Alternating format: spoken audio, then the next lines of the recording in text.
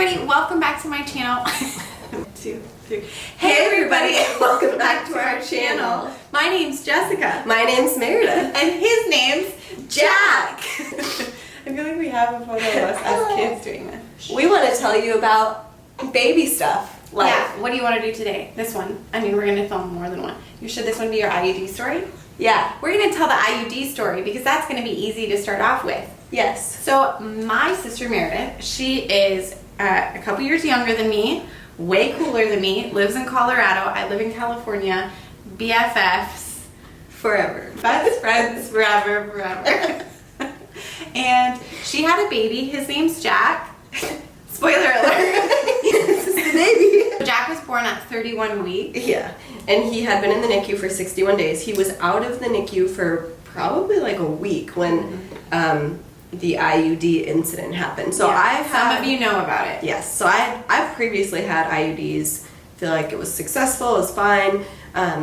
I went in to my appointment to get another one put in, the copper IUD, so it's non-hormonal. I went in when she was inserting the IUD. I felt like Into the vagina. into the cervix. Oh, sorry. Go into the vagina.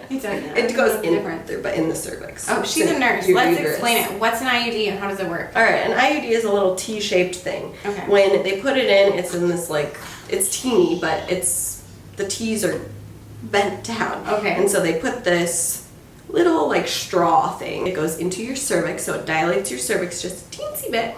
And then they insert the IUD. So the IUD is probably like this big. Copper, it's T-shaped. It just sits in the middle of it's supposed to sit in the middle of your uterus and prevents you from getting pregnant because the copper one is a spermicide, so it just kills the sperm. No hormones or anything like that. Anyway, had them before, and so when she was going in to put this IUD in, I felt something. It hurt. Was it terrible pain? You have a lot of tattoos. Yeah. You had 2 babies. How painful? So it wasn't no, it's pretty painful. So when she first did it, I was just like, oh, this doesn't feel right. And then it felt like as if she hit resistance. And in my mind, when she did it, I was like, oh, maybe she should stop and angle differently. But she didn't. She just powered through. And it hurt. And then it suddenly hurt on my right side, all the way down my right leg. Oh my gosh. And I was like, I kept saying to her, I was like, this doesn't feel right. This doesn't feel right. And was there a nurse in the room too? No, it was just the doctor. Wow. Nurse practitioner. I said, that doesn't feel right. And she was like, oh yeah, well, your cervix is closed. I'm like, okay, well, I've had this before with the closed cervix. It just didn't feel right. So I was like, but everything's fine. She's like, everything's fine. You'll feel cramping. I bleed a little for a couple days. So I get up and immediately it hurts to put any weight on my right leg. That's weird. Never had that before. So I'm leaving and I'm kind of limping and it hurts really bad in my right lower abdomen area. I go back to my house. I also felt pretty nauseous. All of it was just I didn't feel good. So I went home. You called me. Yeah. And she called me and she wasn't well. Clearly something was off. And it just was very uncomfortable and painful. So I was like, this is odd, but it had also been a crazy couple months. Having Jack early, he was in the NICU. I was tired. So I don't know, but I went home and I tried to lay down for a little to see if that would help. That didn't help. It hurt worse to lay down. So then I took a shower to think maybe oh, that'll help. And then that also didn't help. So I was gonna call the doctor and just say hey, something doesn't feel right. But if you've ever called the doctor and they don't answer or you just can't get in until weeks. So I just went right back to the doctor. I drove back and I walked in and I said, hey, I have an IUD put in and it does not feel right. Can the doctor check to make sure? Because you're supposed to feel the strings. There's 2 little strings that are attached to it that... Inside, you should feel with your fingers? Well, yeah, you are only supposed to feel once a month. That's the thing, medical or how are we getting in depth, with an IUD? You can tell. Okay. Whatever's real. So there's 2 strings, they're really little, it's kind of feels like thin fishing wire that hang down, and that is to make sure, you're supposed to check them once a month to make sure that they're still there so that the IUD hasn't moved. Really?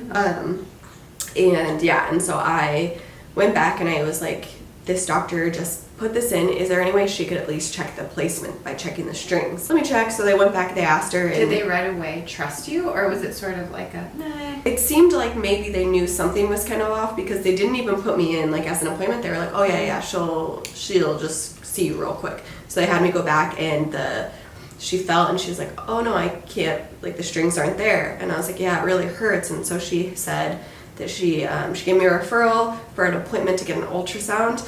When I called, they weren't going to be able to get me in until like a week out. And she said, the doctor said, well, if it hurts worse, like you can feel free to go to the emergency department, of course. So I went. But at that point, did she seem like nervous that something really bad had happened, or not really? She did say, this would be the first time ever that I've perforated a uterus. Okay. So it was kind of like, she understood it could be. Yeah, but maybe not enough, because she didn't say go to the emergency room, and it wasn't like a urgent Yeah. thing. Because Jack had only been home for about a week, and David's parents were visiting, and I was really tired. I was like, I don't want to go. It's probably fine. Were you in insane pain? Yeah, I was in insane pain, but I was like, it's probably fine. Like maybe it'll just go away. Maybe I'm just being dramatic about it.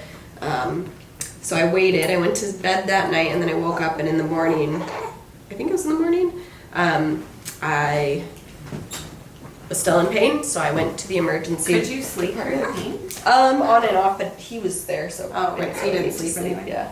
And went to the emergency department. I told them, like, hey, I got an IUD put in yesterday. I'm pretty sure it went through my uterus because there's no strings and it hurts really bad. And the doctor, that was the doctor in the emergency room, he was like, we'll see that it's not really normal. And I was like, okay, well, it really hurts. Also in the emergency department, because of having a traumatic birthing experience with him and then just the NICU and all of that, I started having a, do you want to take him? He's spitting up a little bit. Yeah.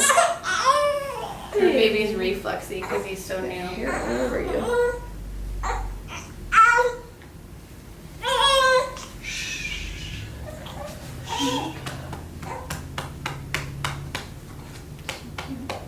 Okay, traumatic birthing experience? Yeah, so I started having a panic attack in the emergency room.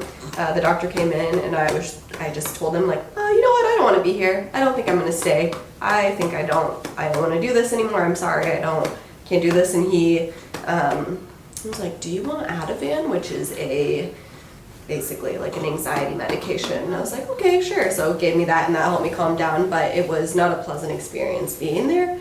And I just say that because you can have, this doesn't matter, this is totally going off the trail, so never mind, I'm not going to say it. Why? What were you going to say? Because you can have, regardless of if your birthing experience is traumatic or felt traumatic to you, even if everything was healthy and fine, you can have triggers by going back to like a doctor's office or an emergency room. It's just a thing that I was reading in a book, but I don't know if it pertains to this. Yeah, so anyway, that happened, and then they did an ultrasound, and in the ultrasound they could not find the IUD, and the doctor said, oh yeah, well that's not really like the best way to look for it. And I was like, okay.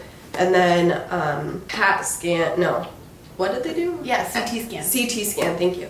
A CT scan, and then that's when they saw that it was sitting behind my uterus. And the doctor seemed surprised. He was like, oh, yeah, it went straight through.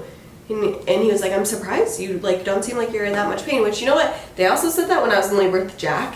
They're like, some people just have higher pain. That also doesn't matter. Just cut that out. That's true. But so here you were in intense pain, but they didn't think it was visibly enough pain to be what was actually wrong. Yes.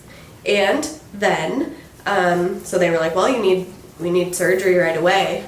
So they transferred me to a different hospital where one of the OB doctors that is from the office that I go to was at and could do surgery 1 in the morning, I think. So got transferred to the other hospital. They did a surgery, laparoscopic, so they just go in a couple different places in your belly and your lower abdomen, and they took the IUD out. And you were so upset. You were so sad. She was calling, like crying because she was so tired. And then here you were having a night away from your newborn. Yeah. And you weren't prepared for that either. Yeah. Thankfully, David's family was there, but it was just so much all at once. Yeah, I was really discouraged. I felt so down. I was so down. Yeah. I just felt like I couldn't handle it anymore. I was gonna say, you posted and I've got like a million messages from you guys, which was so encouraging to me. Prayers. Sent gifts. Some people sent me gifts and some people sent me their own like stories about crazy IUD stuff. So that was really helpful. Overall, healed up fine. Got released from the hospital the next day. Do you have a scar? I do have a couple. Okay. In my like belly button. It's like goes down from my belly button, and then there's one couple inches down from my belly button, and then one like even lower. Okay. And now what? What are you going to do for birth control? That's a great question. What am I going to do for birth control?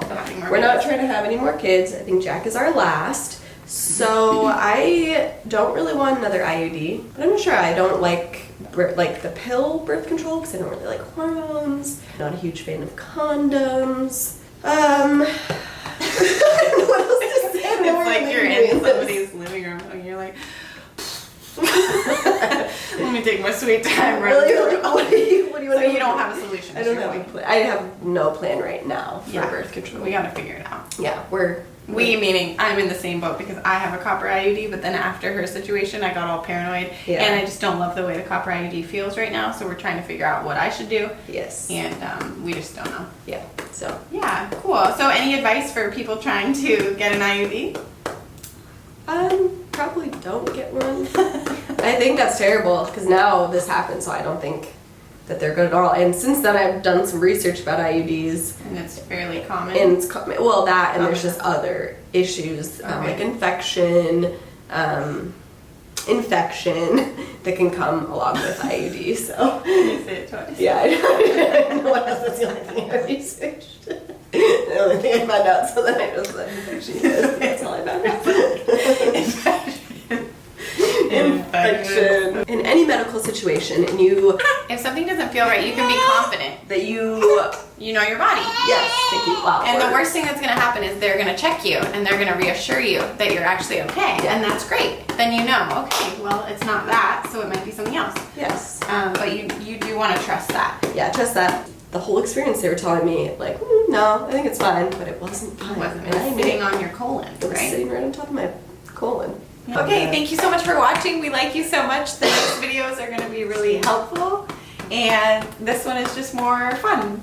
I like my sister a lot. I think that she's been really encouraged by you, and we're really grateful. Now we're going to make some videos about taking care of this little guy to help them take care of their little guys, right? Don't forget to follow me on Instagram if you want more of my family. If you are looking for more support in your parenting journey, we have a private Facebook group called Jess Hover and Friends. Really great people in there. Come join us there. Don't forget to like the video, subscribe to the channel.